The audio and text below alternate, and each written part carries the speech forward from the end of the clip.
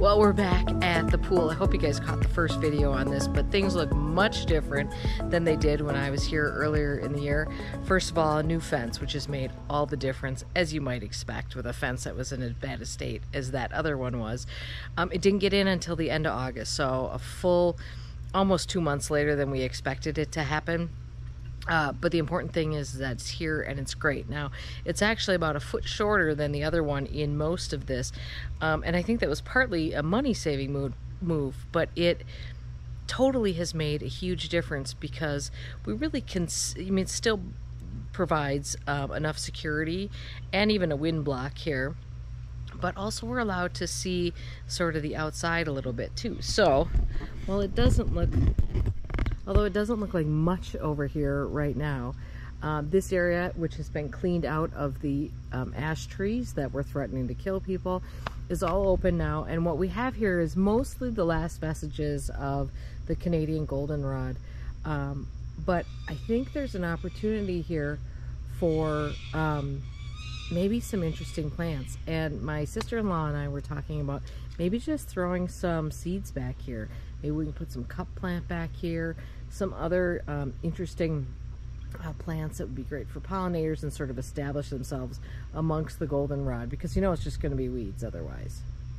But let's take a look at the planters. So if you recall, these are the rim pots from Crescent Gardens. This is the 22-inch side over here, and we've moved them over along this edge of the pool.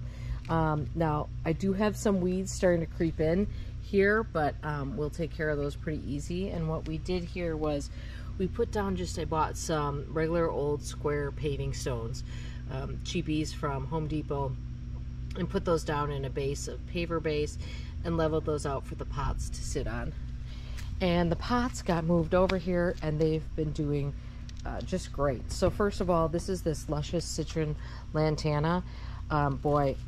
Maybe my favorite plant that we've planted out here this year. It is such a good yellow color and it has just done so well.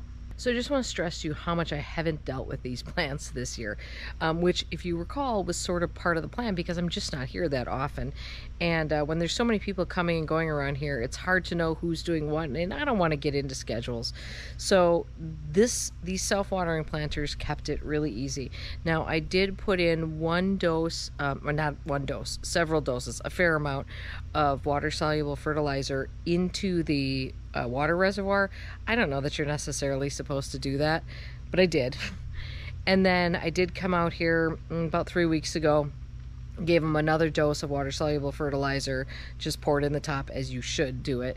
And that's it. That's the only fertilizer they've gotten. Other than that, all we've been doing is topping off the water reservoirs about no more than every 2 weeks, but probably every 3 weeks, really.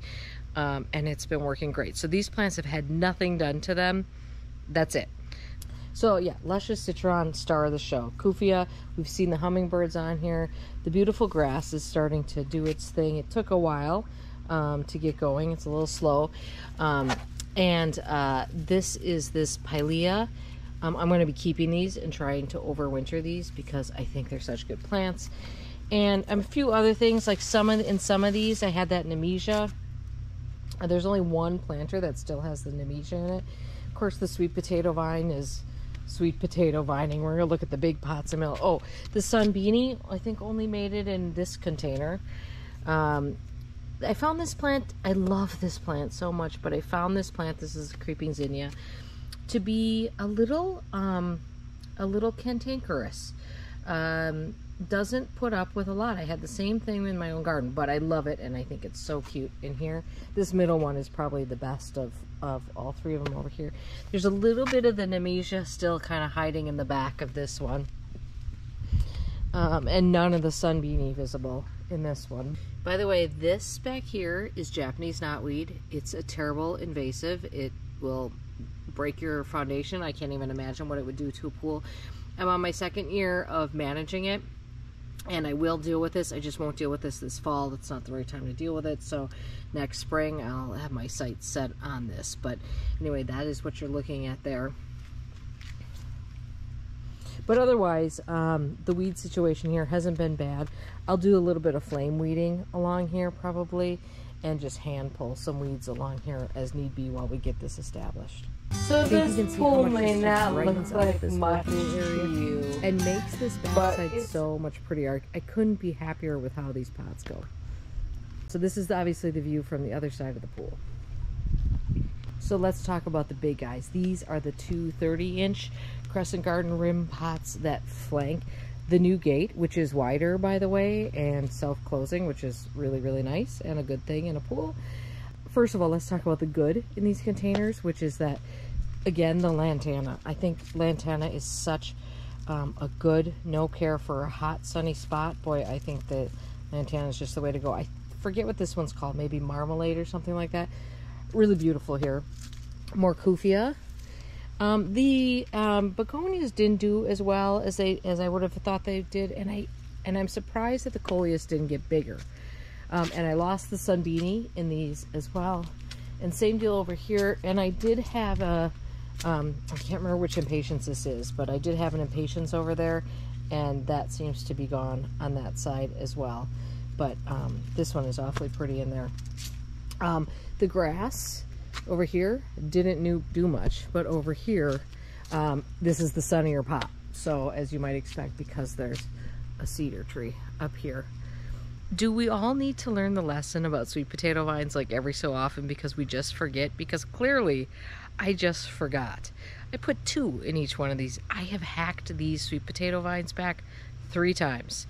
And now I'm like, well, whatever, just let them do their thing. So I guess I just forgot how aggressive some sweet potato vines could be. I've certainly learned this lesson a ton of times, but for whatever reason, I need to learn it again. So now I've learned it this time. But in terms of bright color, which I do think this area needs because we're surrounded by these kind of woods, I do think we need this bright color. We just maybe don't need quite so much of it. In terms of other pool renovations, nothing else happened. I never did get approval to paint the pool house, so that didn't happen. We did not get any new furniture. Maybe we can make that happen for next year. But honestly, with the fence being so late, everything was just kind of disheveled until the fence was done, and that was just, not even a month ago now. But it smells like beautiful cedar in here. It smells like a cedar closet in here, so that's good. So maybe the most important thing about these planters is that everybody who shares this area and contributes to this area loves them. They were a big hit. Everybody loved the idea of bringing more planters over across the pool for more color in here. Everybody appreciated the fact that nobody had to worry about watering them all the time or anything like that. So big hit here, and they work great. And honestly, my only regret here is that the pool is closing this week. And I wish I had the opportunity, no one comes out here, obviously into this area anyway. And it's a little sad to me that all these plantings are going to go away soon. I kind of love to take leave those grasses in and have a crack at these for fall, but so it goes. But big success. I'm thrilled with how this looks. So basically, this pool makeover ended up being a new fence that was needed and 5 planters, and I think the difference is amazing. All right, let me know what you guys think. I'm here for it. You guys can tell me I was nuts to put 2 sweet potato vines in there. I forgot. We all do it. All right, I hope you guys are having a great day in your garden. I did want to make sure to update you on this project because everybody was so interested in it, which I love. And I wanted to let you know that I took a swim yesterday. It was actually my first swim in the pool this year and my last. That's just how this summer went. And it was fabulous. And I loved swimming through the pool and looking at the plants. It was great. All right, have a great day in your garden, and we'll see you soon. Bye.